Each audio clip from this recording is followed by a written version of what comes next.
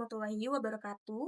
Perkenalkan, saya Jasmine Fazarani sebagai presentator pertama dari kelompok 4 akan membahas tentang ketentuan umum dan tata cara perpajakan atau yang biasa disebut dengan KUP, mata kuliah perpajakan dasar. Di sini, saya akan menjelaskan tentang pengertian KUP, dasar hukum KUP, serta tujuan adanya KUP. Adapun pengertian KUP sendiri merupakan aturan dasar dalam sistem perpajakan di Indonesia. Aturan ini sangat penting karena mengatur bagaimana pajak itu dijalankan, mulai dari kewajiban wajib pajak, hak wajib pajak, hingga tata cara pembayaran dan pelaporan pajak. Selanjutnya, dasar hukum dari KUP adalah Undang-Undang Nomor 6 Tahun 1983 yang kemudian mengalami perubahan menjadi Undang-Undang Nomor 16 Tahun 2000. Selain itu, terdapat juga undang-undang lain yang berkaitan dengan perpajakan, seperti pajak penghasilan atau PPH, pajak pertambahan nilai atau PPN, pajak bumi dan bangunan atau PBB, serta biaya materai. Secara umum, bunyi dari dasar hukum ini adalah bahwa setiap wajib pajak memiliki kewajiban untuk mendaftarkan diri, menghitung, membayar, dan melaporkan pajak sesuai dengan peraturan yang berlaku, serta memiliki hak untuk mendapatkan pelayanan dan perlindungan hukum.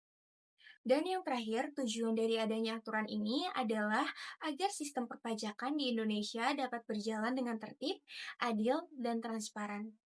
Cukup sekian dari saya, selanjutnya akan dilanjutkan oleh presentator kedua. Terima kasih. Assalamualaikum warahmatullahi wabarakatuh. Perkenalkan, nama saya Mayatri Agistia sebagai presentator kedua. Di sini saya akan menjelaskan materi mengenai beberapa istilah penting dalam perpajakan dan juga mengenai NPWP agar kita lebih memahami materi ini. Beberapa istilah penting dalam perpajakan diantaranya yang pertama ada wajib pajak, yaitu orang pribadi atau badan yang diwajibkan membayar pajak sesuai dengan ketentuan yang berlaku. Yang kedua adalah masa pajak, yaitu jangka waktu tertentu, biasanya itu 1 bulan dan digunakan untuk menghitung pajak. Lalu yang ketiga ada tahun pajak, yaitu jangka waktu 1 tahun, biasanya dimulai dari bulan Januari hingga bulan Desember.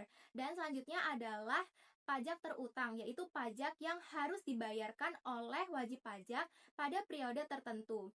Kemudian ada NPWP, yaitu nomor pokok wajib pajak, yaitu nomor identitas yang diberikan kepada wajib pajak sebagai tanda pengenal dalam administrasi perpajakan. Nah, NPWP ini memiliki beberapa fungsi yang sangat penting, diantaranya sebagai identitas wajib pajak, sebagai sarana administrasi perpajakan, dan menjaga ketertiban pembayaran pajak. Nah, wajib pajak itu diwajibkan untuk mendaftarkan diri agar memperoleh NPWP.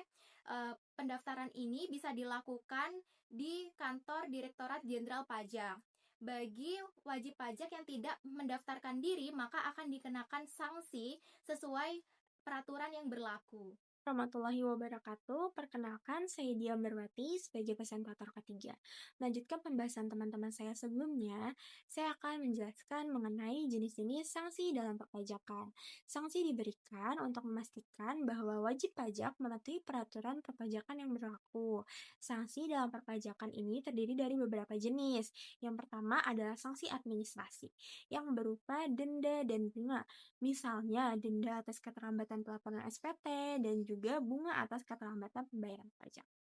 Yang kedua adalah sanksi kenaikan, yaitu tambahan jumlah pajak yang harus dibayar apabila terjadi pelanggaran tertentu.